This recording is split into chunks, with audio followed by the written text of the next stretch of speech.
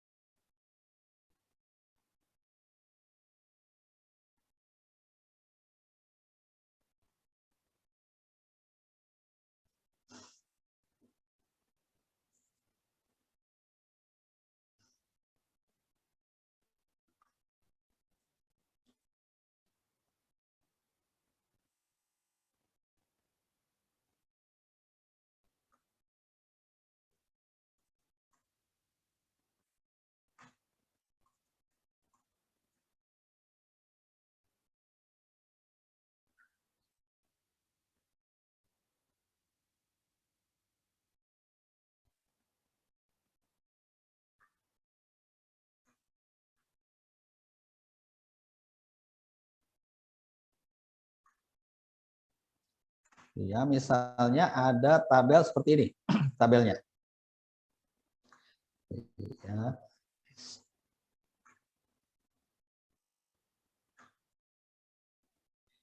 Ini ya, nah, yang namanya sel itu bukan yang atas ini. Yang atas ini kan biasanya misal Bapak Ibu ingin melihat bagaimana tadi misalnya pengaruh merokok misalnya ya. Di sini berarti ada kolom nih, kolom, kemudian ini kolom nih 1 2 3 4 5 6 gitu kan. Tapi yang dinamakan sel itu yang ini saja, yang di tengah ya. Yang ada ini yang saya blok ini adalah selnya. Jadi ada A, B, C, D, E, F, G, H ya. Jadi ada berapa? Ada 8 sel, ada 8 sel. Tapi yang ini yang pinggir ini bukan selnya. Karena ini nanti ada penjumlahan. Ya, misal tadi saya atau kita ingin melihat bagaimana pengaruh merokok terhadap berat janin. Berarti yang independen itu dalam persyaratan untuk penempatan di dalam satu tabel, independen itu ditempatkan di baris. Jadi Bapak Ibu nanti kalau analisis, independen ditempatkan di baris. Kalau di sini berarti kebiasaan merokok. Kebiasaan merokoknya berarti ada di bawah ini. Misal di sini kebiasaan merokok ya, KM gitu. Terus yang KM-nya kita buat di bawah ya. Terus di sininya yang atasnya misalnya berat bayi ya. BB misalnya, BB bayi. Nah, kebiasaan merokok berarti ada di sini nih. Kebiasaan merokok berarti ya dan tidak selama hamil. Kemudian berat bayi misalnya yang paling parahnya misalnya di sini ada tadi tuh ada 3 ya atau berapa? 3 aja lah ya. Ini kita hapus nih.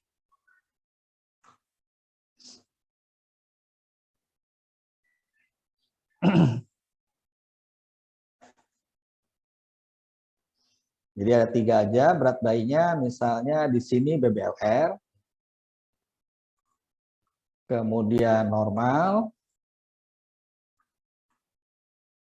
dan over ya, overweight-nya. Nah, ini selnya nih. A, saya kasih tanda, kemudian B, kemudian C, di sini sel D, kemudian E dan F ya. Ini selnya yang A, B, C, D, E, F. Tadi permasalahannya adalah nilai harapan. Misal di sel A ini ada nilai harapan sel A ini mempunyai nilai harapan 0,9. Nah, nilai harapan 0,9 ini dia kurang dari 1. Itu tidak bisa ditoleransi, kurang dari 1 itu. Jadi tidak boleh yang namanya angka kurang dari 1 untuk nilai harapan. Dia harus kalau seperti ini tidak bisa, maka diapain? Karena ini kalau dilihat tabelnya ini tabel 2x3, ada 2 baris dan 3 kolom ya. Di selnya ini 2 baris dan 3 kolom. Nah, kalau seperti ini, maka ini bisa dihitung ulang, dikolaps. Dikolaps itu digabungkan. Ya, digabungkan yang digabungkan, yang memungkinkan digabungkan itu yang kategorinya lebih dari 2. Karena tabel yang paling sederhana adalah tabel 2x2. Berarti kalau memungkinkan digabungkan, kebiasaan merokok tidak bisa digabungkan karena sudah menjadi 2 kategori. Tinggal yang kategori berat badan bayi ini. Ada BBLR, normal, dan overweight. Nah, maka yang digabungkan itu seperti apa? Nah, kalau seperti ini dia penggabungannya itu harus sesuai substansi ya. Substansinya itu misalnya gini. Kalau berat badan bayi BBLR normal apa tidak? Oh, ini tidak normal karena di bawah, rendah. Terus overweight normal apa tidak? Oh, tidak normal misalnya. Maka yang digabung itu sesama tidak normal. Gabung, kemudian yang normal biarkan sendiri ya. Nah, itu caranya. Maka ini kalau si nilai harapan ada kurang dari 1. Tapi kalau misalnya syarat yang kedua itu ada nilai harapan kurang dari 5. Misal di E ini nilai harapannya ada 4,1 misalnya. Nilai harapannya 4,1. Pertanyaannya masih boleh nggak dilanjutkan dengan menggunakan chi kuadrat Pearson? Tadi dikatakan yang tidak boleh itu adalah nilai harapan kurang dari 5 melebihi 20%. Sekarang kita tinggal ngitung, oh ini udah ketemu nih, ada angka kurang dari 5 nilai harapannya. Tetapi masalahnya apakah ini lebih dari 20% atau tidak? Kita tinggal hitung selnya. Selnya ini kan ada 1, 2, 3, 4, 5, 6. Jadi ada 6 sel, A, B, C, D, E, F. Ya. Ada 6 sel. 6 sel. Nah sekarang yang punya nilai harapan kurang dari 5 itu sel E. Berarti satu sel. Tinggal Bapak Ibu hitung satu sel itu atau 1/6 itu 20% atau tidak ya. Coba kita hitung. Oke. Ada berapa persenkah satu sel dibandingkan dengan 6 sel yang ternyata tidak memiliki nilai harapan kurang dari 5. Sekarang kita akan temukan misalnya 1 dibagi 6 berarti kan. Itu hasilnya 0,16. Kalau dibulatkan 0,17. Berarti dia masih kurang dari 20%. Nah, karena kurang dari 20%, maka si rumus yang chi kuadrat Pearson itu masih boleh dilanjutkan. Dia tidak lebih dari 20%.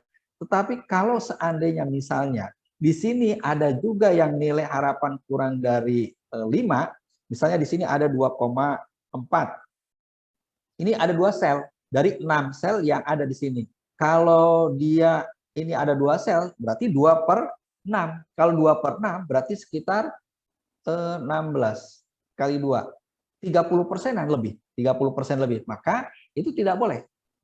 Nah, caranya kembali karena ini si tabelnya merupakan tabel 2 kali 3, maka masih boleh disederhanakan menjadi tabel 2 kali 2. Misal, ya, kalau sudah disederhanakan misalnya, jadilah tabel seperti ini misalnya, kita copy saja.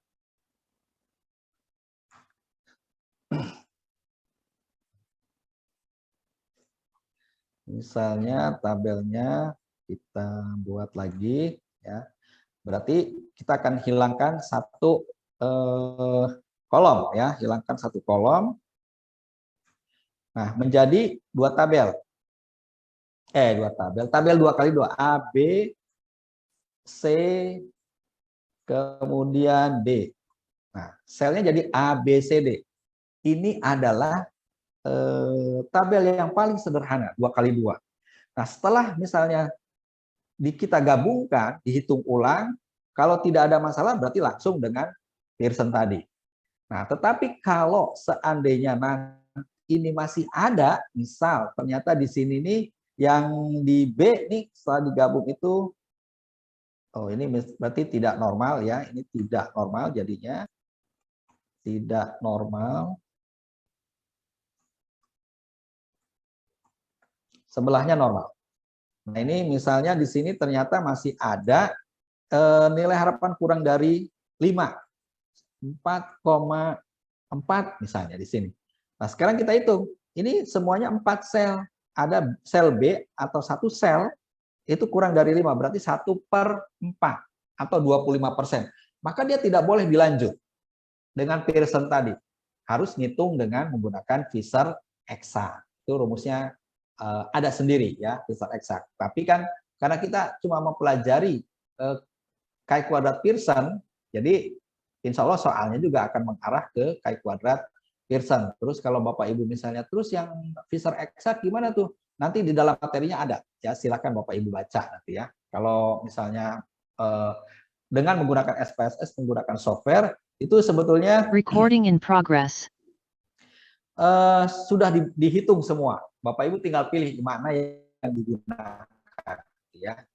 Jadi tidak perlu hafal rumus, sebetulnya kalau dengan SPSS nanti semuanya akan dihitungkan oleh SPSS dan hasilnya akan keluar, tinggal kita pilih yang mana yang akan dipakai.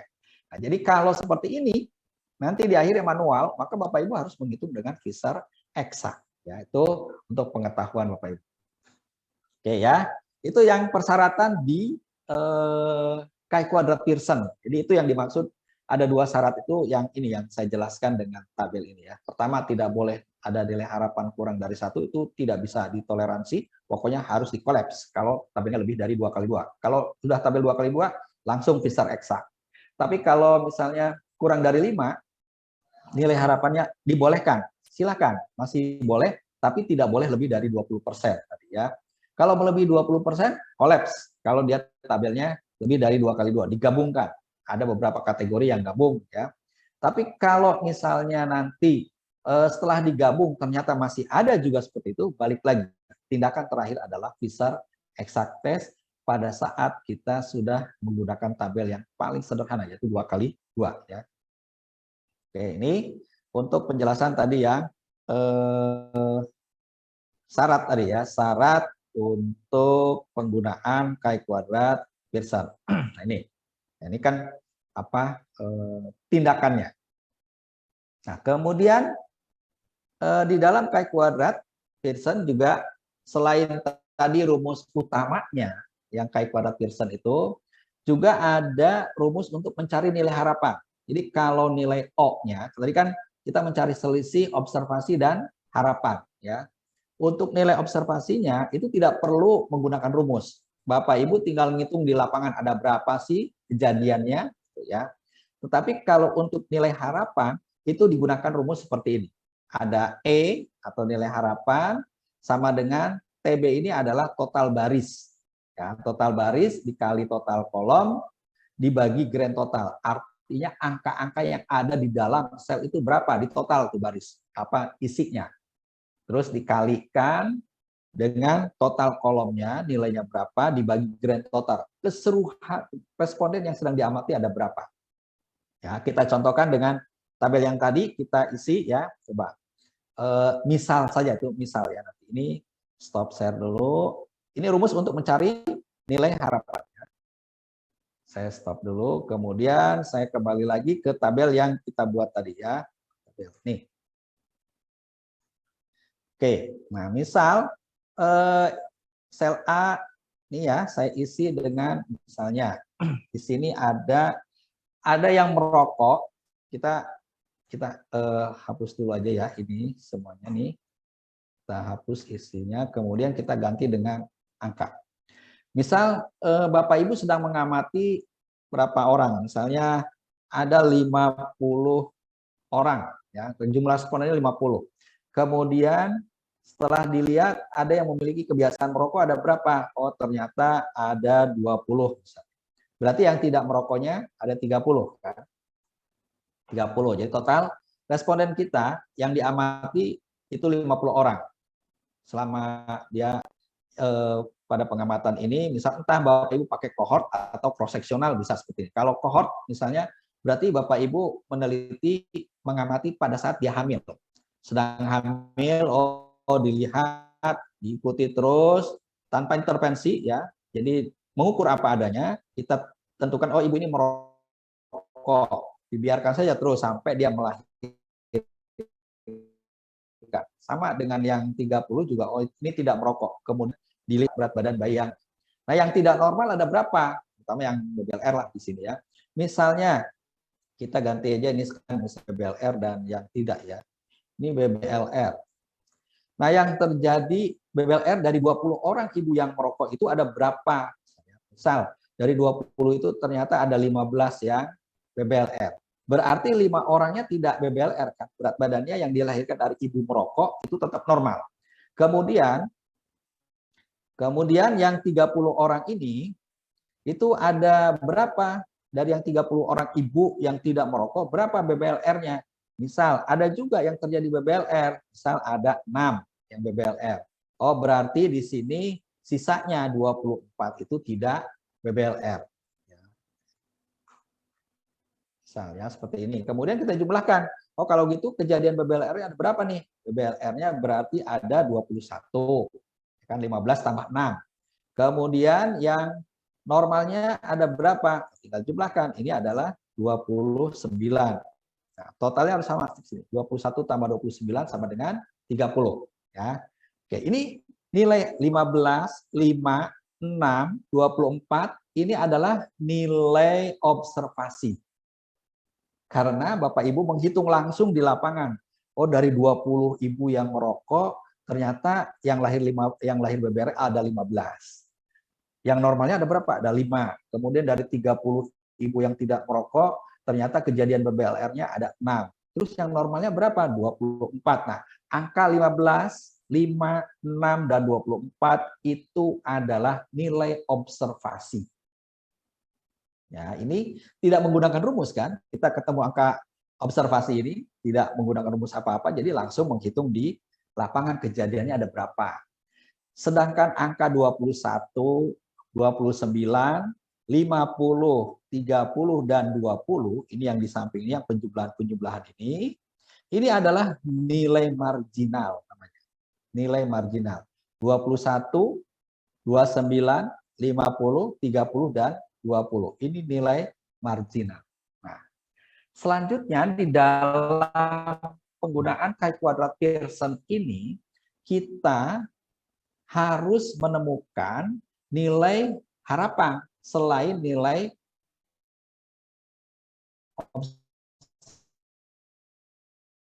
observasi sudah terisi semua, sudah ada. Tetapi nilai harap belum ketemu. Nah, caranya adalah tadi Bapak Ibu nilai harapan yang di sel A. Berarti ini sel A yang di angka observasinya 15, sel A. Nah, kita buat dalam kurung aja nilai harapannya ya. Berapa nilai harapan di sel A? Kita lihat nih, total baris dari sel A itu berapa? 15 plus 5 berarti 20. 15 plus 5 inilah total baris sel A.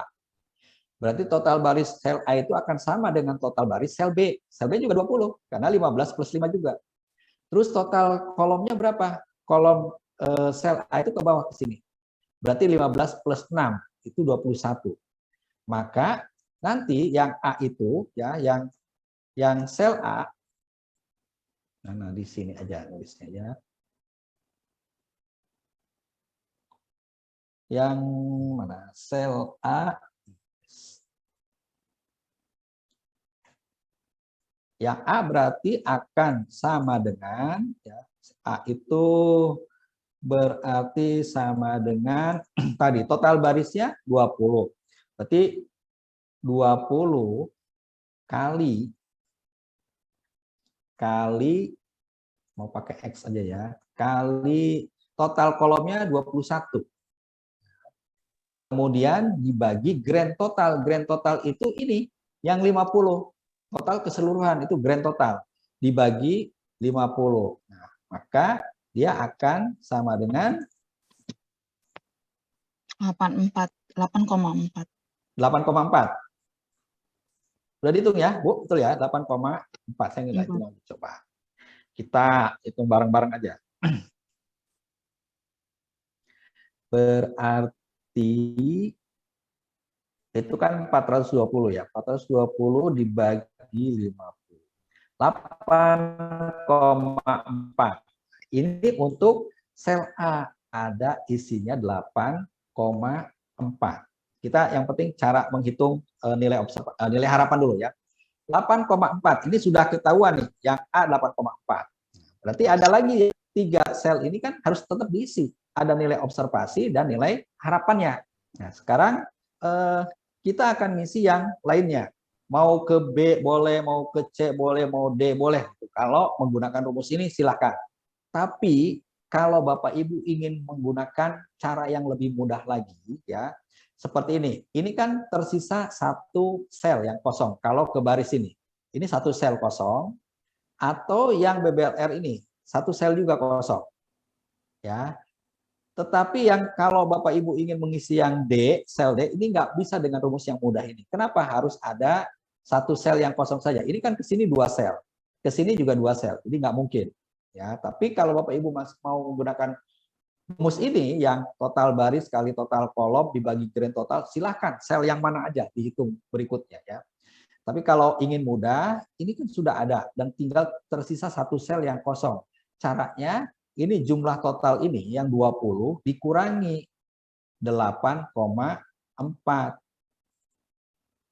20 dikurangi 8,4. Berapa jadinya? Kita isi di sini. 12,6. Berapa, Bu? 11,6 ya? 11,6. Coba. Sekarang kita buktikan benar nggak ini 11,6 dengan menggunakan rumus ini. Harusnya sih benar ya, harusnya. Coba. Berarti total baris yang di B itu kan 20 tadi kan, total barisnya kan sama. Kalaupun dia ada di sini tetap 15/5, jadi 20. 20 dikali kolomnya ini yang ke bawah kali 29. Itu hasilnya kan 580 dibagi 20. Nih, 29. Berarti salah nih. 8. Nanti dulu. Coba. Berapa tadi? 20. 20 kali 29 itu 580 dibagi 50. Oke, benar ya. Dibagi 50 itu hasilnya 11,6. Itu kan sama aja dengan 20 dikurangi 8,4. Tapi kalau Bapak Ibu mau menggunakan rumus yang tadi, total baris kali total kolom dibagi grand total, silahkan ya. Oke, sekarang misalnya kita akan hitung yang sel C. Ini kan A, B, C. Nah, C-nya ini di sini berapa? Kalau Bapak Ibu ngitung dengan cara mudah, berarti harus ke bawah, nggak bisa ke samping. Kenapa? Karena ini 2 sel kosong. Kalau ke bawah, ke kolom, ini 1 sel yang kosong. Berarti 21 dikurangi 8,4. Nah, 21 dikurangi 8,24, itu berarti berapa, Bu? 12,6. 12,6. Kalau mau dibuktikan lagi silakan. 12,6 misalnya dengan menggunakan rumus ini berarti total baris C itu adalah 30. Total kolomnya 21 dibagi 50. Nah, ini 30 kali 21 630. 630 dibagi 50. Itu hasilnya 12,6. Benar ya? Kalau ada yang salah berarti ada penghitungan kita yang salah ya. 30 kali 21 630 dibagi 50. Hasilnya 12,6. Oke, sudah. Nah, sekarang yang D baru bisa nih. Mau dia ke bawah ataupun ke samping, pokoknya tinggal 1 sel yang kosong itu bisa. Dan hasilnya harus sama. Mau menggunakan rumus, mau Ibu menggunakan pengurangan kolom, mau pengurangan baris, itu harus sama. Kalau misalnya pakai rumus, ini kan coba kita pakai rumus dulu. Pakai rumus itu 30 ya, total barisnya 30 kali 29 total kolomnya. 29 itu 870 dibagi 50. Dibagi 50. Hasilnya 17,4 ya. Oke. 17,4. Sekarang Bapak Ibu misalnya mau ke samping dulu, mau sini. Berarti 30 dikurangi 12,6. 30 dikurangi 12,6, 17,4 kan? Benar ya? 17,4. Sekarang mau ke sini, ke bawah, ke kolom. Berarti 29 dikurangi 11,6. 29 dikurangi 11,6 sama 17,4 hasilnya. Ya. Nah, kalau sudah seperti ini berarti kalau kita lihat ini setiap sel sudah ada nilai observasi, kemudian nilai harapannya masing-masing sudah ada 22. Tapi yang ini nggak perlu karena ini adalah nilai marginal. Yang perlu diisi nilai observasi dan harapan itu yang ada pada selnya saja, yang 4 sel ini. Nah, kemudian kita lihat ada nggak nilai harapan yang kurang dari 5? Nggak ada kan, yang paling kecil 8,4. Paling kecil ini 8,4. Jadi yang kita perhatikan, yang dipermasalahkan dalam Pearson ini nilai-nilai harapan yang ada yang kita tulis di dalam kurung ini. Kalau dia kurang dari 5 itu harus menggunakan Fisher eksak. Kalau salah satu aja kurang dari 5, maka gunakan Fisher eksak. Tapi ini kan enggak, berarti bisa dilanjut dengan rumus yang Pearson tadi. Oke, sampai sini ada yang ditanyakan?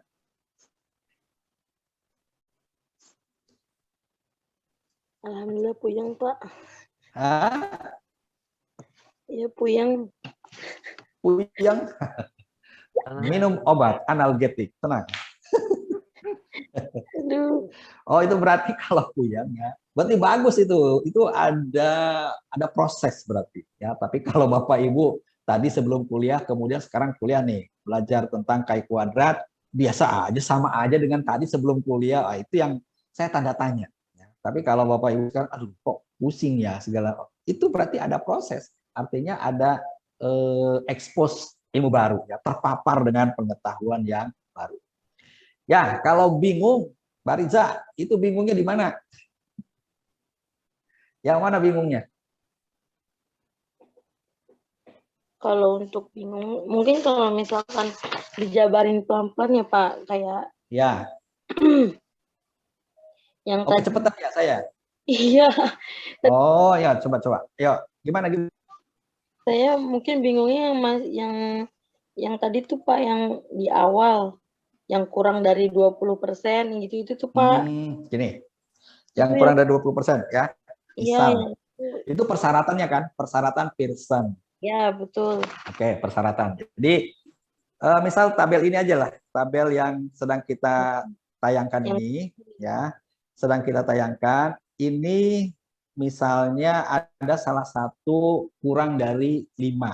Ya, salah satunya kurang dari 5. Atau saya naikin aja deh, yang ini jangan dihapus ya. Nah, ini misalnya ya.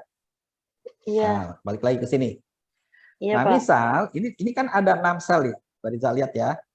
A, Iya, B, C. Jadi yang dihitung sel itu yang di dalam aja. Yang ini nih yang pinggir-pinggir ini kan nilai marginal. Ini nggak dihitung. iya. Yang dihitung sebagai sel di dalam penghitungan tabel itu adalah ini yang di dalam.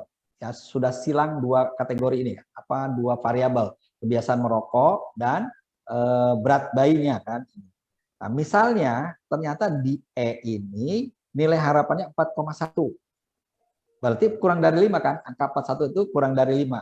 Nah, Iya, Pak. tinggal kita lihat 4,1 itu dia melebihi 20%, bukan angka 4,1-nya, tapi jumlah selnya melebihi 20% atau tidak. Nah, ini kan jumlah selnya ada 1, 2, 3, 4, 5, 6 kan?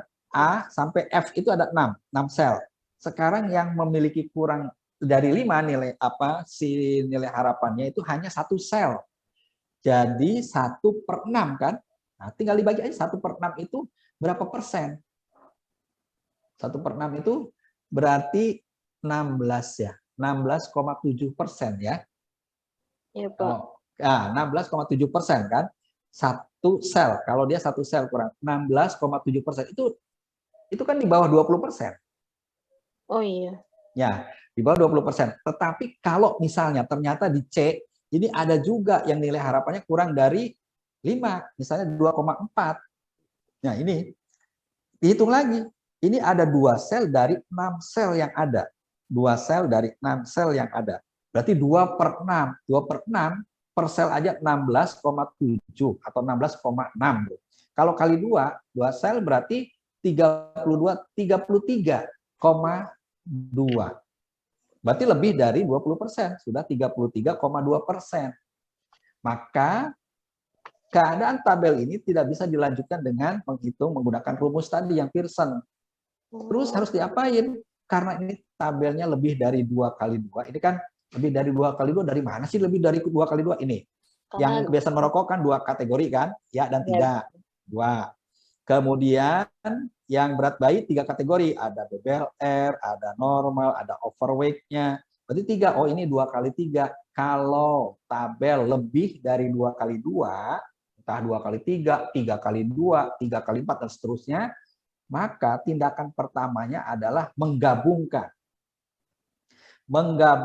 sel yang memungkinkan digabungkan secara substansi. Secara substansi, pertama secara statistik kalau dilihat kebiasaan merokok sudah tidak bisa digabungkan lagi. Ini karena paling sederhana, 2 kategori. Jadi yang memungkinkan itu berat bayi. Ada 3 kategori. Maka dia harus digabungkan menjadi 2 kategori. Yang memungkinkan digabung itu yang mana secara substansi? Kalau normal kan yang bagus dia. BBLR bagus tidak? Oh tidak, jelek. Overweight bagus tidak? Tidak. Berarti Yang boleh digabung BBLR dan overweight. Ini misalnya dijadikan tidak normal. Tidak normal, kemudian menjadi 2 kali 2 kan. Berat bayinya menjadi tidak normal dan normal. Normal dan tidak normal dan normal. Dihitung lagi tuh nanti. Itu kan kalau misalnya ya, ini saya ganti deh dengan angka-angka observasinya. Observasinya saya ganti, misal di sini ada 3 gitu ya. Ini ada 6 misalnya. Ini ada 1 misalnya. Jumlahnya berapa nih? Jumlahnya berarti 10 ya.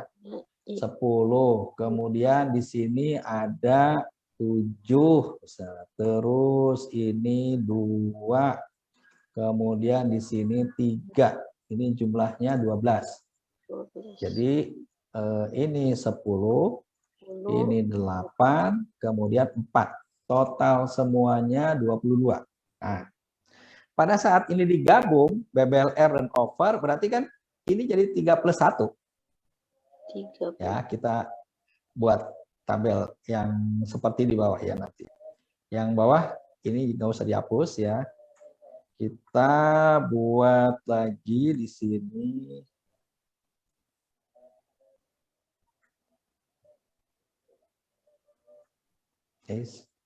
Masih yang tadi. Oh, masih yang tadi. Kok dia kopi yang tadi sih? Oh iya benar, ini kopi yang tadi ya. Benar. Ini berarti tadi tidak normal ya. Kita buat ini. Oke. Tidak normal. Tidak normal. Kemudian normal jumlah. Berarti kan kalau ini dikolaps, kita hapus dulu. Hapus. Nah, angka-angka ini nih yang 10, ini margin ini nggak berubah. Nah, itu ya. Jadi dia kalau misalnya barisnya 10, ya tetap aja 10 nantinya kan. Nah, tapi yang berubah karena ini jadi 2 kategori, nah itu yang berubah. Kalau di sini berarti tetap 10 dan 12. Karena dia yang tidak digabung. Nah, sekarang yang tidak normal. Kalau ini digabung berarti ini kan 3 plus 1. Jadi 4. Di sini jadi 4. Kemudian ini 3 plus 7 jadi 10. Kos 19. 10 berarti ini totalnya 14. Oh iya iya iya iya. Kemudian yang ini kan tetap normal kan? 6 dan 2 kan? 6, 2. Ini 8. Tetap kesininya 22. Nah, seperti ini jadinya observasinya. Tapi nanti misalnya Mbak Risa ngitung lagi kan nilai harapannya tetap dihitung lagi kan ini. Nih misalnya, ini kalau kita hitung lagi, berarti ini 10 kali 14. 140 bagi 22. Hasilnya berapa tuh? Kalau misalnya nanti ada yang masih kurang dari 5, maka Pearson nggak bisa dilanjut. Harus menggunakan Fisher Exa. Oke, begitu ya, Risa. Tapi kita nanti dalam soal tidak mungkin kita akan diarahkan ke Fisher Exa. Ya, kita akan tetap arahkan ke Pearson, ya, ke Pearson aja. Oke, adalah bagaimana? Sudah bisa dipahami? Ya, Pak, paham. Oke. Nah, tadi terlalu cepat ya saya. Punten. Nah, ya, silakan. Nanti di situ pilihannya cuma ada iya dan tidak aja ya Pak nantinya Pak di Pearson ini. Di Pearson ya dan tidak. Yang mana ya, Bu? Yang ininya Pak, yang di kolom ini. Ya. Ini kan variabel kita, Bu, bukan Pearson. Oh, kita berarti pakai Pearson itu karena karena jenis datanya kategorik dua-duanya, kebiasaan merokok ya dan tidak. BB bayi, BBLR normal, itu kan kategori. Maka pakai Pearson. Jadi di Pearson tuh nggak ada pilihan ya dan tidak. Iya Pak, terima kasih. Maksudnya Bu Erna apa sih? Tadi itu kita persyaratan kan di Pearson tuh yang dijelaskan. Iya, maksud saya di bagian situ ada kata-kata ya dan tidak gitu, nggak ada pilihan yang lain kan nantinya Pak di itunya. Oh, tergantung nanti kalau ini kan tergantung peneliti Bu Erna, ya. Misalnya gini, sekarang Bu Erna sudah punya rencana penelitian skripsinya tentang apa? Kayak kemarin Pak siapa tuh? Pak apa? Itu udah ada kan yang lupa itu kemarin ya. Nah, Bu Erna sudah punya nggak rancangan penelitian ke depan untuk skripsi? Kira-kira mau meneliti apa nih? Pengaruh apa terhadap apa? Gitu. Yang paling mudah itu kategori sebetulnya. Apa Bu? Misalnya aja misal. Misalnya ini kalau saya kan pengennya ngambil tentang masalah jantung atau dengan stroke Pak. Ya, ya. Apanya yang dilihat? Motivasi rohani. Keluarga, rohani. Ya. Terhadap kecemasan ya, dampak stroke-nya itu loh Pak. Oh, kecemasan dari pasiennya ya. Oke, nah, jadi Bu Erna bisa nih, misalnya motivasi rohaninya itu kan nanti bisa kategori diberikan atau tidak diberikan kan, optimal atau tidak optimal kan sama dengan ya dan tidak tuh, iya nggak? Misalnya nanti ada kriteria tertentu, Bu Erna katakan kalau dia dikatakan optimal jika misalnya motivasi rohaninya itu si pasien itu misalnya dalam ibadahnya rajin, misalnya, terus dia sangat percaya dengan takdir yang maha kuasa, misalnya. Ada beberapa kriteria yang harus dipenuhi. Kalau dia terpenuhi semua dalam pernyataan yang dibuat dalam instrumen Bu Erna itu, dia dikatakan, oh ini berarti dia motivasi rohaninya optimal. Ada optimal, kemudian di bawahnya kalau dia tidak memenuhi kriteria-kriteria tadi, berarti tidak optimal misalnya motivasi rohaninya. Itu berarti ini Bu, yang kebiasaan merokok ini Ibu akan ganti, ini kan motivasi. Bisa disebut tidak baik atau baik gitu kan. Nah, sedangkan ke sini BBLR-nya yang ini nih berarti Ibu buat kecemasan. Kalau mau dikategorikan berarti di sini ada cemas dan tidak cemas. Tapi kalau misalnya Ibu mau numerik itu bisa Bu. Numerik itu berarti nanti misalnya si A yang kan nanti ada 2 kelompok tuh. Jadi setelah diamati, oh Bapak ini motivasinya baik, Bapak ini tidak baik. Nanti kan ada yang tidak baik berapa orang, yang baik berapa orang. Nah, masing-masing nanti diukur skor kecemasannya. Bisa aja dengan skor. Kan kalau kecemasan pakai HARS itu kan. Nah, itu nanti ada skor misalnya, oh 21, ada 27, dan seterusnya. Maka Ibu bandingkannya min nantinya. Beda 2 min, bukan yang ini. Nanti ada berikutnya nanti kita ya. Itu bisa Bu dikembangkan, maksudnya dijadikan penelitian dalam skripsi Ibu nanti, dan itu udah tergambarkan sama Ibu sebagai penelitinya, nanti itu tergambar, oh nanti saya mau analisis nih bagaimana pengaruh motivasi rohani terhadap kecemasan pasien pasca stroke misalnya. Jadi pasiennya itu semua adalah yang telah mengalami stroke. Nah, itu bisa diteliti. Ibu di bagian itu, bagian apa? Jantung. Iya. Atau yang stroke. Itu pasiennya kan maksudnya pengumpulan datanya nanti lebih mudah kalau kita kerja di situ, mengamati pasien-pasien yang ada dalam perawatan kita dan langsung kita teliti, itu akan lebih mudah. Oke, akan lebih mudah lagi kalau Ibu menggunakan datanya kategori. Ya. Tapi sebetulnya lebih bagus yang numerik. Tapi kalau untuk mempermudah kategori. Itu Bu, ini kan yang maksud ya tidak tuh yang kategori di dalam variabel kan? Ya. Iya Pak, betul.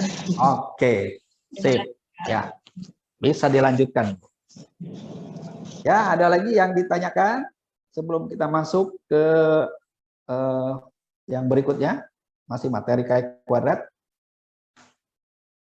Tidak ada? Oke, berarti kita lanjut ya ke slide berikutnya. Ini stop dulu, kemudian kita masuk lagi ke sini. Nah, tadi kita ini sudah selesai ya. Bagaimana cara menghitung nilai harapan, oh ada berapa persen yang kurang dari 5 dan seterusnya. Nah, di dalam kayak kuadrat juga ada yang rumus lain itu untuk menghitung derajat kebebasan. Derajat kebebasan ini disebut juga dengan DK ya singkatannya, atau derajat kebebasan ada disebut degree of freedom atau disebut DF. Kalau di dalam DF ini rumusnya B-1 dikali K-1. B-1 kali K-1. Kalau tadi ada total baris, total kolom. Tapi ini yang dihitung ada berapa baris dan ada berapa kolom. kita tidak mempermasalahkan isi dari masing-masing sel. Pokoknya ada berapa baris, ada berapa kolom. Nah, itulah yang dicari. Ya, misalnya tadi pada tabel 2x2, oh berarti ada 2 baris dan 2 kolom. Oh, B-nya berarti baris kan 2 kurangi 1 kali 2 kurangi 1. Kolomnya 2. Karena tabel 2x2. Oh, berarti 2 kurangi 1, 1. Yang ini kolom 2 kurangi 1, 1 juga. Berarti 1 kali 1. Hasilnya adalah DF-nya 1. Tapi kalau pada tabel yang sebelumnya tadi kita ada 2 kali 3. Oh, 2 kali 3 berarti ada 2 baris, 3 kolom. Nah, kalau begitu, barisnya 2 min 1, kolomnya 3 min 1. Hasilnya 1 kali 2. Oh, berarti 2 DF-nya. Nah, seperti itu. Jadi pada saat kita menghitung DF itu, kita tidak melihat isi masing-masing sel. Nah, kalau tadi kan isi masing-masing selnya dilihat pada saat kita menghitung nilai harapan. Sehingga ada total baris, total kolom. Jadi bukan ditotalkan jumlah barisnya, isi dari masing-masing itu ditotalkan. Kalau ini enggak, yang DF ya. Tinggal ngitung berapa baris dan berapa kolom. Tinggal dilihat saja Bapak Ibu, tabelnya ini tabel berapa kali berapa. Nah, tinggal dimasukkan. Kalau tabel 3 kali 4, oh berarti barisnya ada 3 kurangi 1. Kolomnya berarti 4 kurangi 1. Berarti 2 kali 3. Oh, DF-nya 6. Gitu ya. Mudah. Dan itu untuk menentukan DF ini adalah pada saat kita melihat tabel Chi kuadrat itu di baris keberapa, intinya ya, itu DF. Nantilah aplikasinya ya. Kita kan akan langsung ke soal. Nah, contohnya ini, contoh soalnya ya. Seorang mahasiswa ingin meneliti hubungan antara jenis kelamin dengan sikap terhadap kesetaraan gender. Jadi sikap. Nah, kalau dilihat seperti ini, kita pada saat membaca soal, pertama lihat ada variabel apa kira-kira di dalam soal ini. Ya. Kalau dilihat dari 2 baris yang pertama, jadi 2 baris yang pertama ini terlihat mahasiswa itu ingin meneliti hubungan ya, bivariat ya, antara jenis kelamin dengan sikap terhadap kesetaraan gender. Berarti di sini ada variabel jenis kelamin dan ada variabel sikap. Ada 2.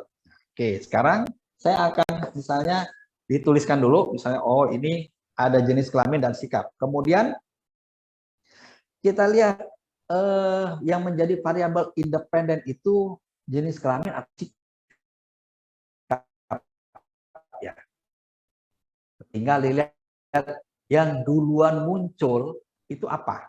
Sikap dulu baru dia jadi perempuan atau jadi seorang laki-laki, apa dan perempuan kemudian dia memiliki sikap. Jadi yang mana yang lebih dulu? Jadi untuk kalau dalam soal kan tidak mungkin disebutkan oh independennya ini. Apa yang duluan? Kelamin. Jenis Kelamin. Kelamin. Ya. Nah, maka jadi dulu. Jadi pada saat kita melihat seorang itu bukan misalnya oh sikap dulu baru dia menjadi laki-laki perempuan, tetapi ada jenis kelamin dulu laki-laki atau perempuan baru dia akan memiliki sikap tertentu. Berarti jenis kelamin menjadi variabel independen.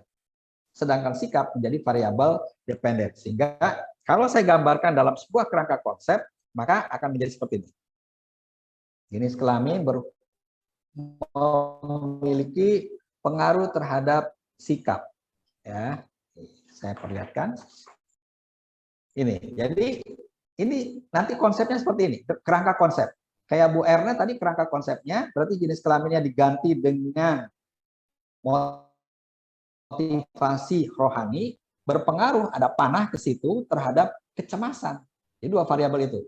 Ya, tinggal nanti kita lihat ini dikategorikan atau tidak. Oke, kita baca. Itu 2 baris pertama dari bacaan ya, dari soal. Nah, untuk penelitian itu diambil secara random sebanyak 100 orang. Ini grand totalnya. 100 orang itu grand total dari responden yang mau diteliti. 100 orang itu dalam kurung itu udah ada laki-laki dan perempuan. Nah, laki-laki perempuan itu kan bukan numerik, tetapi kategori laki-laki perempuan. Oh, berarti ini ada laki-laki, kemudian ada perempuan. Kategorik nih, independennya kategorik. Nah, tinggal kita lihat Karena sikap itu bisa kategorik, bisa juga numerik. Kok bisa ya numerik? Bisa. Numerik itu kan kalau dengan scoring 5, 4, 3, 2, 1. Nanti kalau misalnya 4, 3, 2, 1. 4, 3, 2, 1 misalnya. Kalau sangat setuju, kalau dia positif 4, gitu kan. Kemudian dia setuju saja 3, kemudian tidak setuju 2,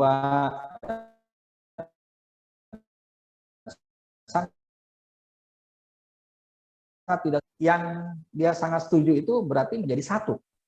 Ya, dibalik. Jadi nanti kalau membuat pernyataan sikap seperti itu. Nah, balik lagi ke sini, si independen udah jelas kategori jenis kelamin. Nah, kalau sikap dia kategorik atau tidak. Nah, kita baca nih di hasilnya. Dari hasil pengamatan diperoleh data sebagai berikut. Dari 60 orang wanita terdapat 47 yang setuju. Setuju berarti yang sisanya tidak setuju. Begitu pula ada laki-laki yang setuju dan tidak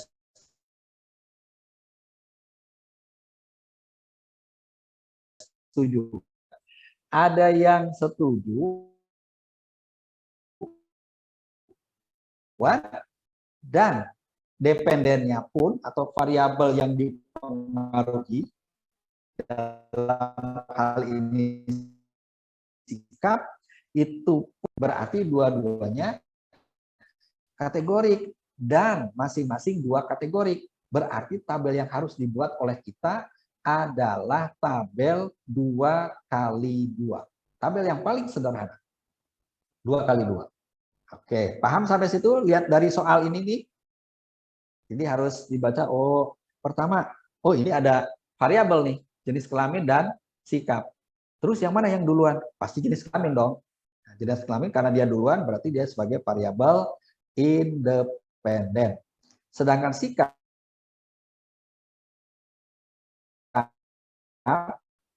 muncul belakang konsepnya. Jenis kelamin berpengaruh terhadap sikap. Kemudian kita lihat satu persatu. Jenis kelamin ini di dalam soal dibagi 2, laki-laki dan perempuan, jelas kategori, ya bukan numerik. Kemudian sikap di dalam soal ini juga dia hanya menyatakan sekian setuju, berarti sisanya tidak setuju. Laki-laki pun begitu, ada yang setuju dan ada yang tidak. Oh, berarti kategorik juga.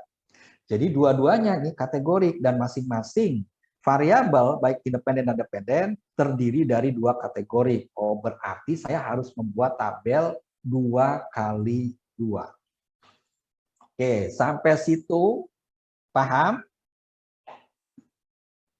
Paham. Saya paham ya. Oke, nah sekarang berarti kan Bapak Ibu udah tahu tuh sekarang. Oh, ini tabelnya 2 kali 2. Berarti tuh siapkan dulu tuh tabel 2 kali 2. 2 kali 2. Kita bikin ya tabelnya. 2 kali 2. Nah, kemudian yang disimpan di baris tadi kan variabel independen, yaitu jenis kelamin kan. Ada jenis kelamin, ada laki-laki. Jadi kalau di dalam demografi itu disebut laki-laki terlebih dulu ya. Laki-laki, kemudian baru perempuan.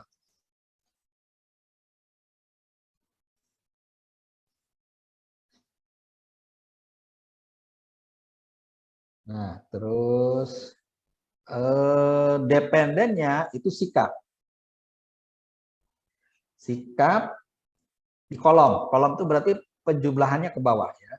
Ada yang tidak setuju, ada yang tidak setuju, dan ada yang setuju. Kemudian jumlah.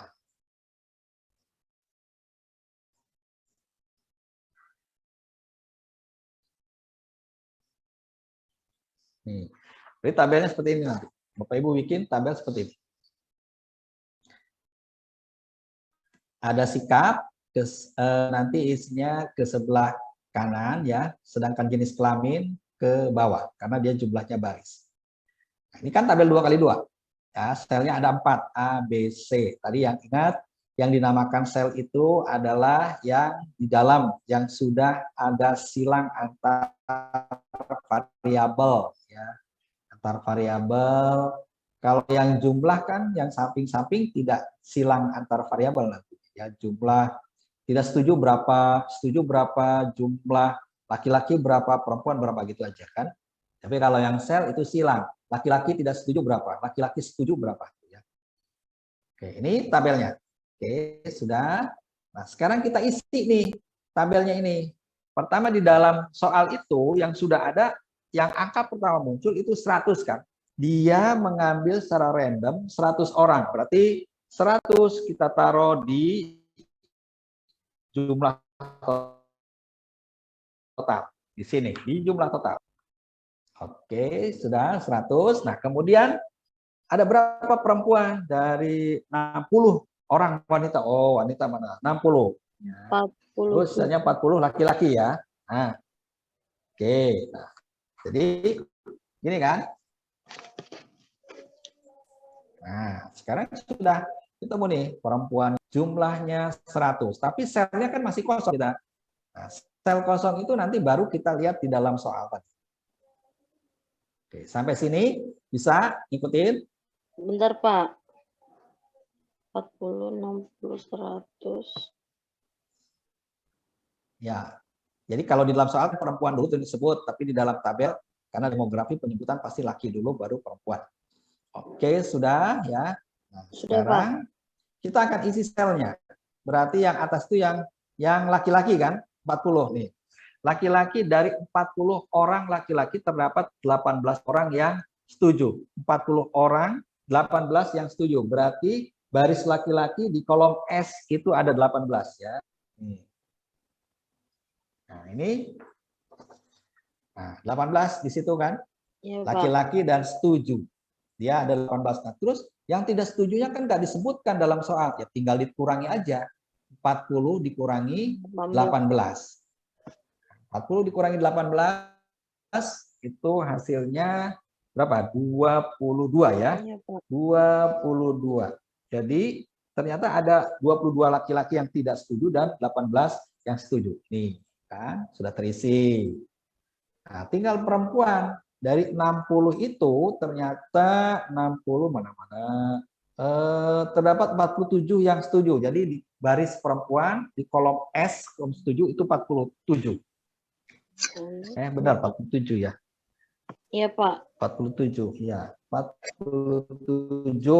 Nah, tinggal yang tidak setujunya dikurangkan saja 60 dikurangi 47 berarti ada 13. Nah, 13. Nah, ini kita sudah punya angka observasinya semua tuh di semua sel. 22, 18, 13, 47 itu adalah nilai observasi. Tinggal dijumlahkan saja. Ada berapa sih yang tidak setuju laki perempuan? Jumlahkan. Yang setuju berapa? Dijumlahkan juga ke kolom ya. Kita jumlahkan dulu. Ini berarti 5165. Terus 35. Jadi sekarang tabel kita ini sudah terisi dengan nilai observasi dan nilai marginal. Yang semua dari penjumlahan itu 35, 65, 100, 60, dan 40 itu adalah nilai marginal. Sedangkan yang 22, 18, 13, dan 47 itu adalah nilai observasi. Apakah sudah bisa dihitung kaki kuadratnya? Belum, karena kita belum menghitung nilai harapan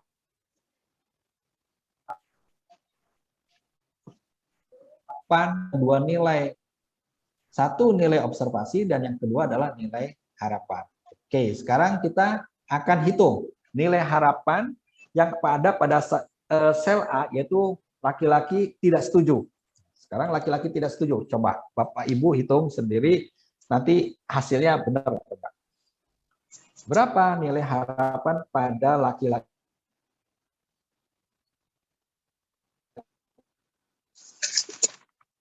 yang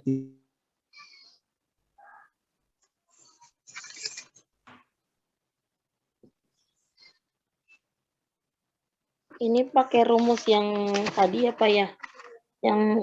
Yang E sama dengan total baris kali total kolom kali grand total. Ya.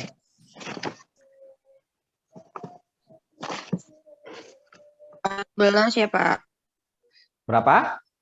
14 ya. 14. Oke, betul. 14 ya. Nilai harapan pada sel A 14. Terus sel B berapa? Bagi dulu kurang 100. 39. Sel B 39. 39. Oke, ada yang lain? Berapa?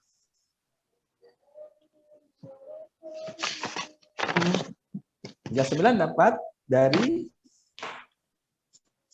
26, Pak. boleh kalau nah 26. kan bisa dengan kalau itu kan satu sel yang kosong kan. Kalau B nyampingnya kan satu sel kosong aja kan.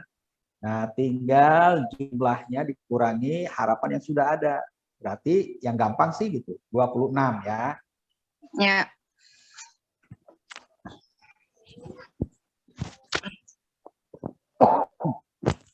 Terus yang C. Pak, ini C berapa? pakai rumus. Berapa?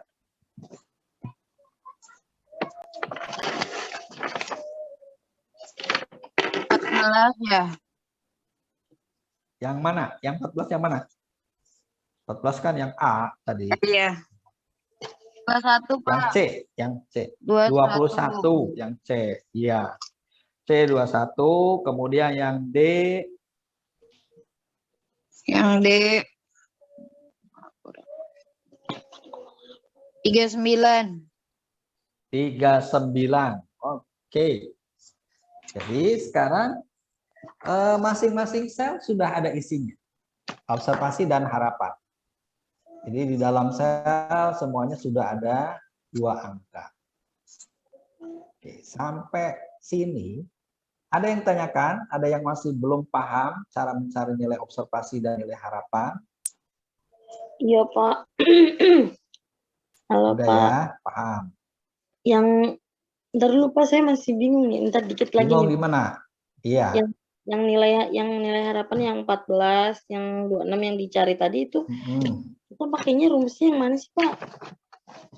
Itu yang E sama dengan total baris kali total kolom dibagi grand total. Yang E tambah TB tadi ya. Sama dengan total baris. Oh ya, ya gini. Ini harus ditanya. Nah, ini. Nah, iya nih. Ya. Jadi hasilnya ketemu ini ya. Total baris itu yang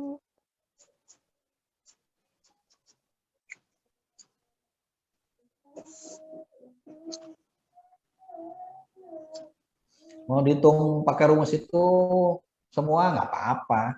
Tapi kalau misalnya tinggal tersisa satu sel yang kosong, yang lebih gampang dikurangi.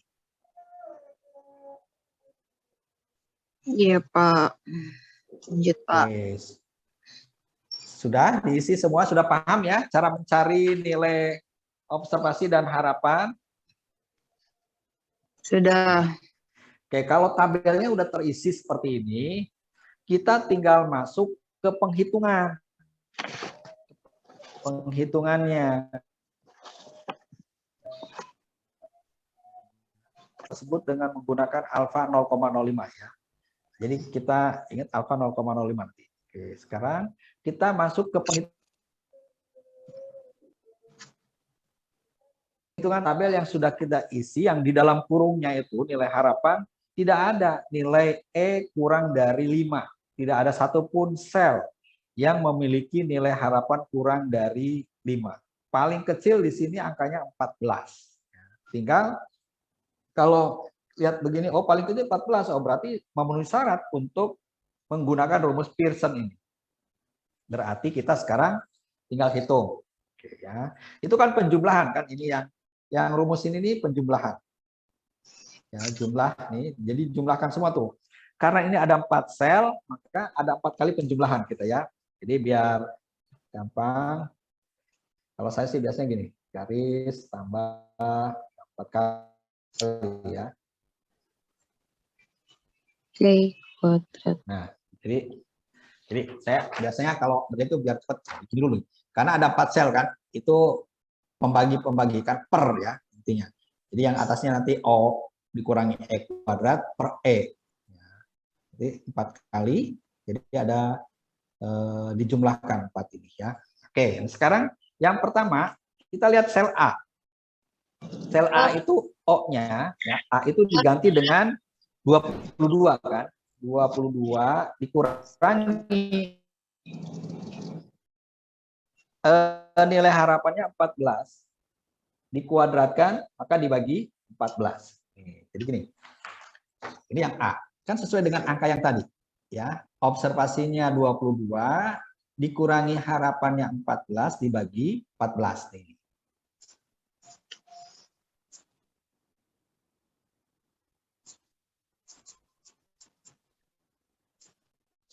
Sudah. Nah, sekarang yang coba lanjutkan yang B, C, dan D. Kita lihat yang B berapa. Ya, B sekarang. B itu kan observasinya berapa tuh? 18. 16 dikurangi Harapannya 26. Jadi 26. 18 kurang 26. Bagi 26. Bagi 26. Ya. Terus yang C-nya. Yang 13. C-nya 13 nilai observasinya kurangi harapannya adalah 21. 21. Terus yang D-nya 47 dikurangi harapannya 39 kuadrat dibagi 39. Nah, sudah kan nih. Jadi semua lambang yang ada dalam rumus sudah kita ganti semua dengan angka. Ya, seperti ini. Bapak.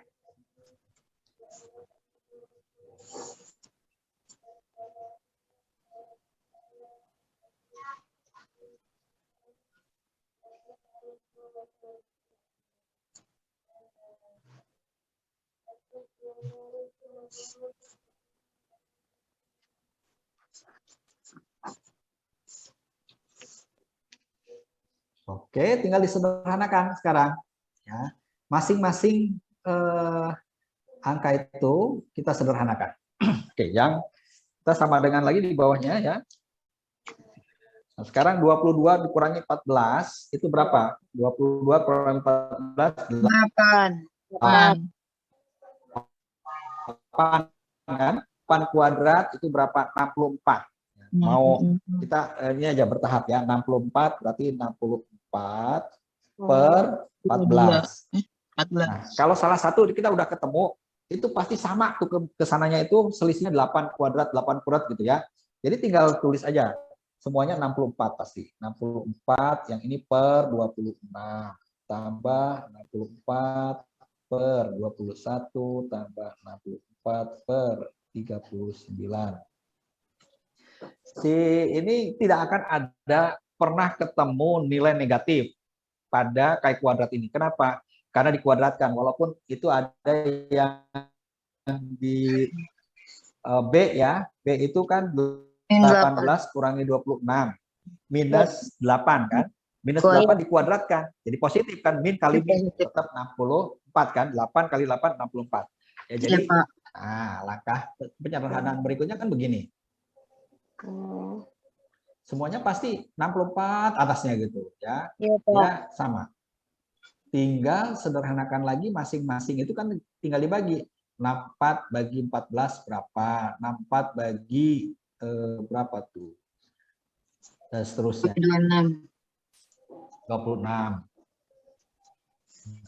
Sederhanakan. Sekian ya Pak. Kalau yang itu. Kita sederhanakan aja ya. Sekarang kita hitung masing-masing tadi.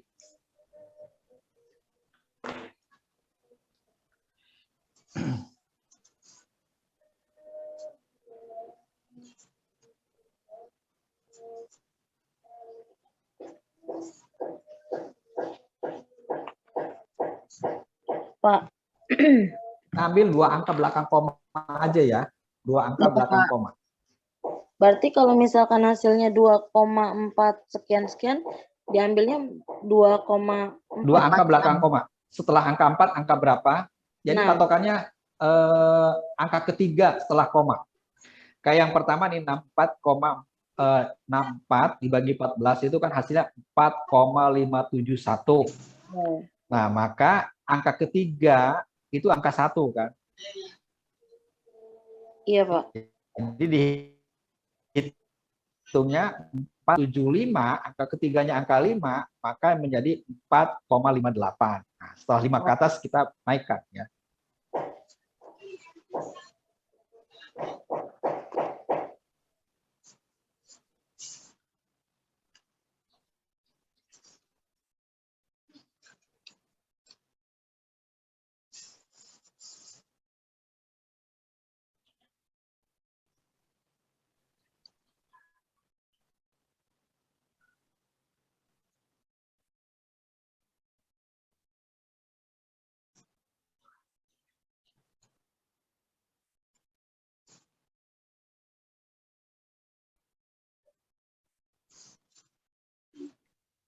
Sebelas koma tujuh satu.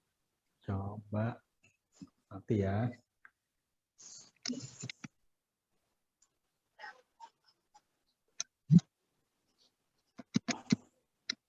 Berapa tadi? 11,71. 11,73 Ada yang Pak. dapat nilai berbeda? 11,72 ya. Berapa? 11,73. Irma berapa? 11,71. 11, berapa? Putus-putus, Bu. 71. 11,73 Pak. 73. Oh, oke. Nah, itu biasanya dampak dari pembulatan. Kalau saya sih 7 aja pembulatannya. Tadi yang dua angka belakang koma. Kalau kurang dari 5, kita hilangkan aja angka ketiga. Tapi dia kalau 5 ke atas, maka angka yang kedua yang kita akan ambil itu dinaikkan 1. 11,72 atau 11,71 atau 11,73 itu udah benar ya. Benar, karena itu dampak dari pembulatan, tidak salah. Bapak, Yo, silakan. Reja dapatnya 11,76. Jauh banget ya?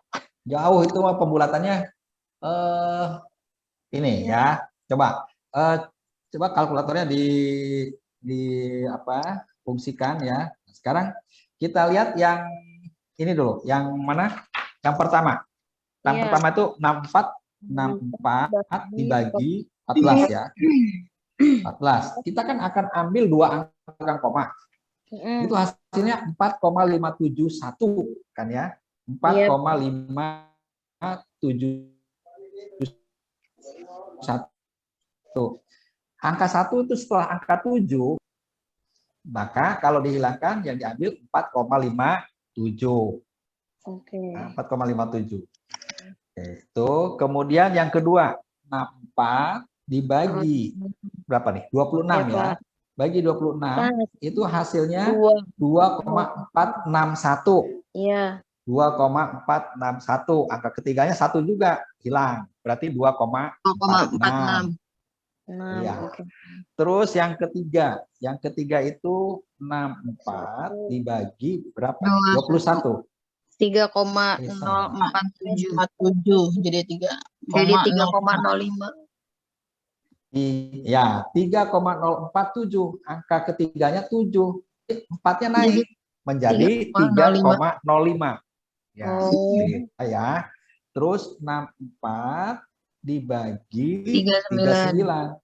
1,64. 1,64. Hasilnya kurang dari 5. Jadi 1,64. Nah, jadi angkanya itu 4,57, 2,46, 3,05 dan 1,64. Coba dijumlahkan ulang. Bentar ya, Pak.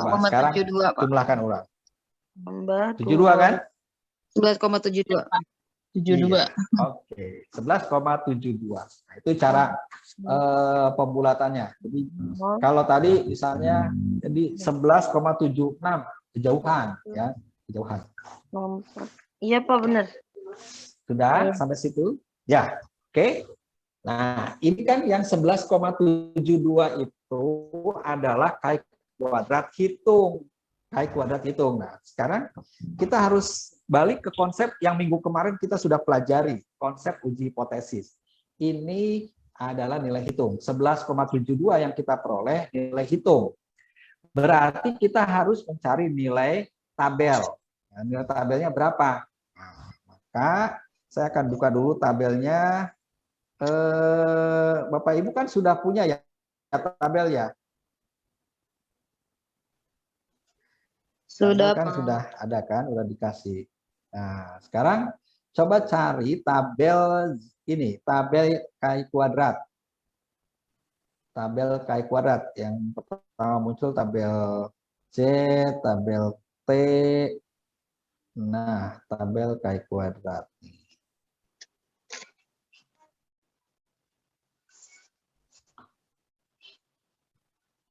Dulu ini di stop dulu share-nya.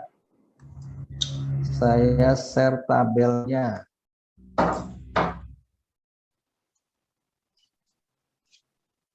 Nih. Nah, sekarang tadi kita di dalam soal ujilah dengan menggunakan alfa 0,05 kan? Alfa 0,05. Sama lah dengan tabel-tabel yang lain, begitu banyaknya angka di dalam tabel ini. Tetapi yang kita akan fokus adalah pertama alfanya berapa, kemudian DF-nya berapa. Dalam soal tadi alfa 0,05. Berarti di sini ya, di kolom 0,05 nih. 0,05. Yang 0,05 ini, yang lain diabaikan saja ya. Jadi kita baris ini, kolom ini. Kemudian DF-nya berapa tuh? Yang tabel yang sedang kita hitung tadi. Yang apa, tabel tentang jenis kelamin dan kesetaraan gender, sikap terhadap kesetaraan gender. Itu tabel berapa kali berapa?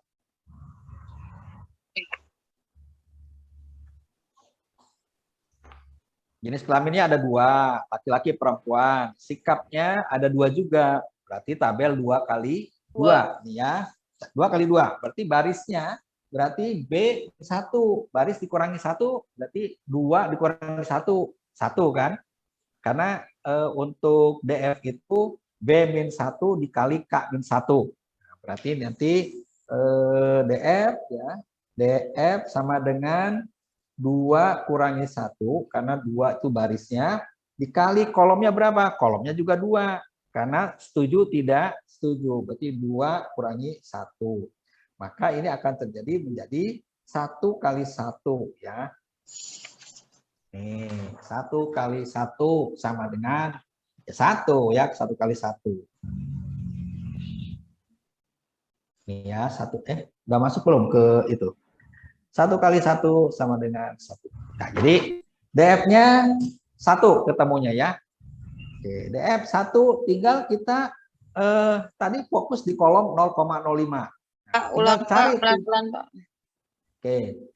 DF-nya udah ketemu 1 ya. 1 dari mana? Kan tadi rumusnya barisnya ada berapa? Ada 2 baris. Kok tahu 2 baris dari mana? Itu tadi kan variabel independennya jenis kelamin, laki-laki, perempuan, kan 2. Kemudian kolomnya ada berapa? Ada 2 juga. Dari mana? Itu kan variabel sikap dependen, ada 2. Setuju dan tidak setuju. Oh, berarti barisnya 2 dikurangi 1.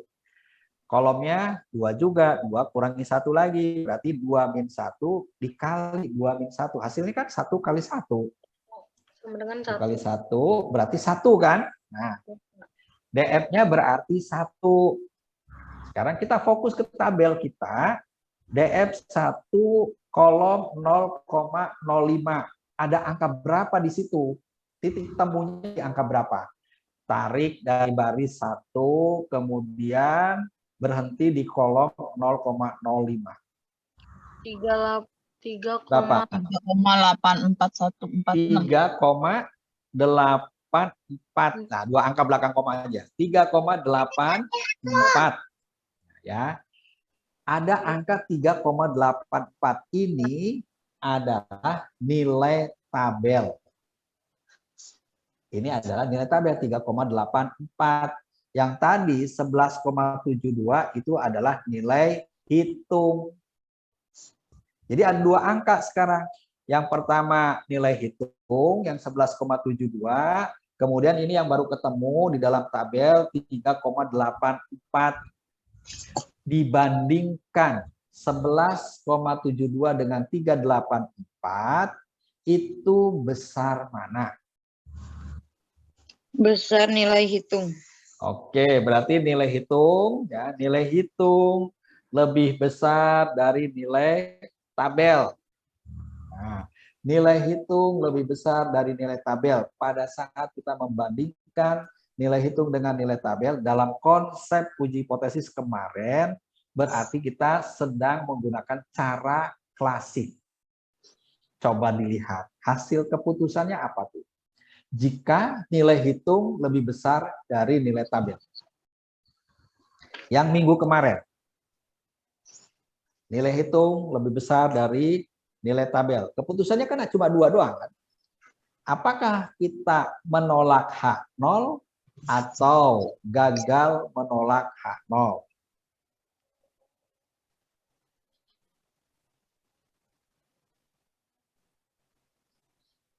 Tadi sudah dikatakan, oh ternyata nilai hitung lebih besar dari nilai tabel.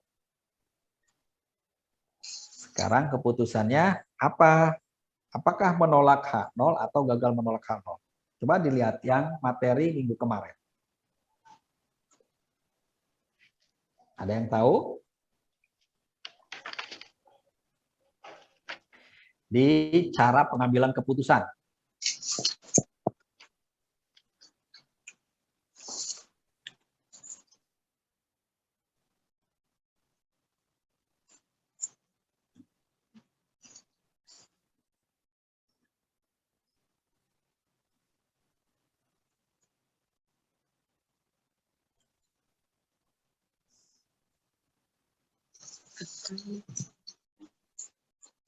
Sudah ketemu? Keputusannya apa? Lupa, Pak. Lupa. Kan udah dibagikan apa? Materinya. Oke, kalau kita melihat ternyata hasil hitung lebih besar dari nilai tabel, maka keputusannya adalah menolak H0. Ya, menolak H0 ya. Nah, sekarang kita harus tahu H0 dalam uji kita ini nih yang jenis kelamin berpengaruh terhadap sikap, berarti hipotesis nolnya adalah yang menyatakan tidak terdapat hubungan antara jenis kelamin dengan sikap terhadap kesetaraan gender. Catat tuh ya. H0-nya, kalimat H0-nya ini dalam kasus kita ini yang sedang kita hitung adalah tidak terdapat hubungan antara jenis kelamin dengan sikap terhadap kesetaraan gender. Nah, itu H0-nya. Tetapi dalam uji kita H0 tadi ditolak.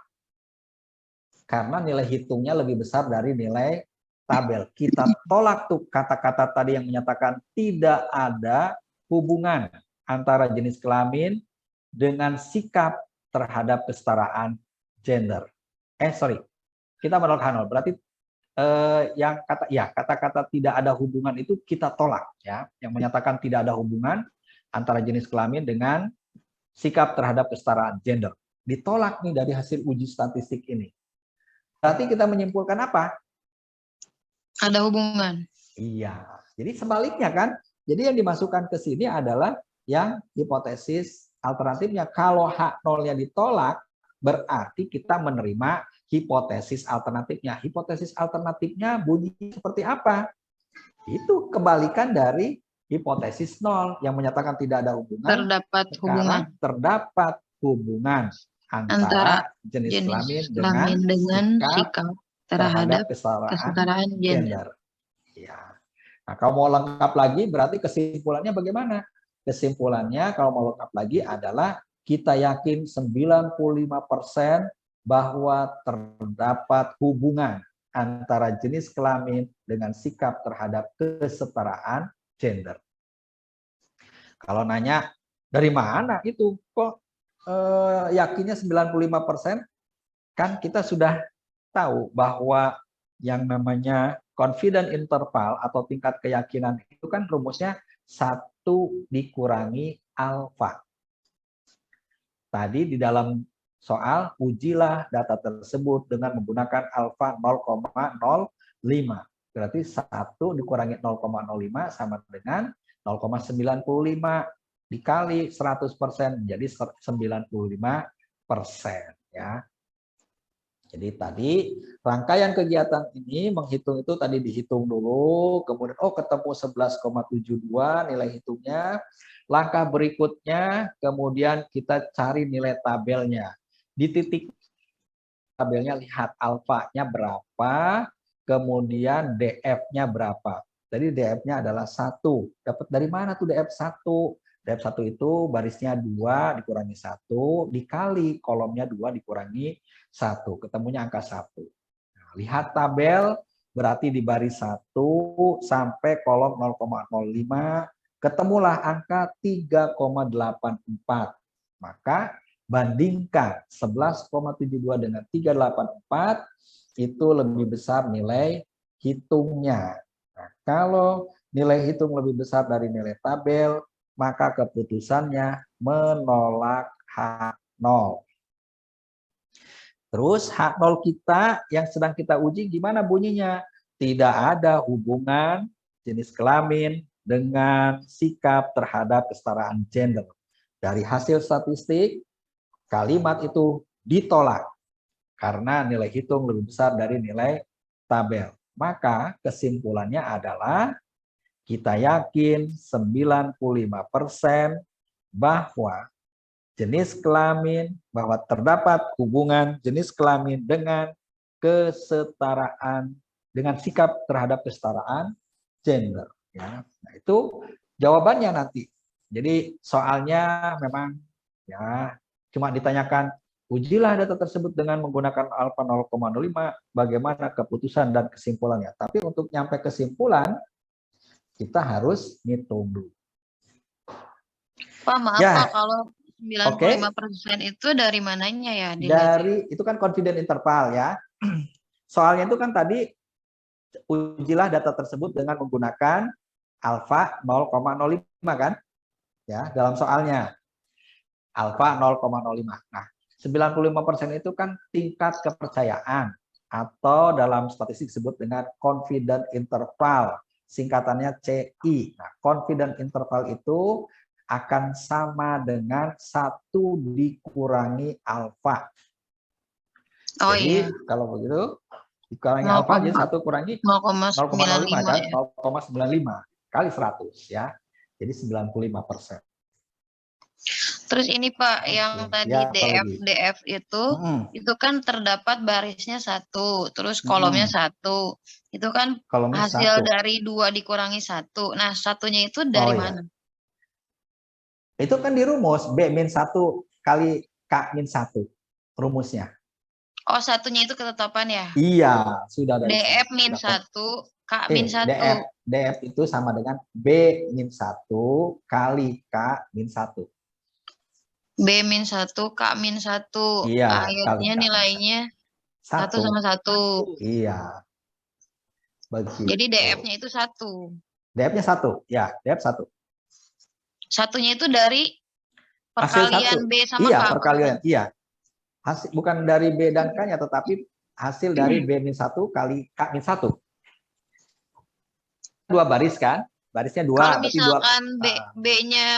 misalkan B-nya itu enggak 1, misalkan 2, bisa nggak pakai gitu? Bisa. Itu yang tabel dicontohkan yang pertama, itu tabel 2 kali 3. Misalkan nih, B-nya 2, K-nya 1, bisa nggak berbeda? Beda, iya, bisa. Barisnya 2. Terus DF-nya berapa kalau gitu? 2-1 berapa? 1 kan? 1. Misalkan terus nih, B-nya itu 2, Pak. K-nya K-nya itu 1 misalkan. Terus Nggak ada, jadi Kak. 1 itu nggak ada 1. K-nya itu minimal itu paling sederhana itu 2. Paling sederhana 2. oh misalkan gini Pak, B-nya itu 3. Berarti 3 min 1, 3 min 1. 2. Terus K-nya itu 2. 2 min 1. 1 kan? 2 min 1, 1. Jadi kan B-nya itu 2 kan 2, hasilnya. K-nya Kali 1. 1. Nah, DF-nya jadi berapa? 2. 2. Oh, karena dikali ya itu ya? Iya, dikali. Oh iya Pak. Ya, kalau misalnya barisnya 4. Terus kolomnya berapa? 5. Berarti 4 min 1 kali 5 min 1 kan? 4 min 1 berapa? 3. Terus 5 min 1, 4. Oh, berarti DF-nya 12. Begitu. Iya Pak. Oke, sip. Ada lagi yang ditanyakan?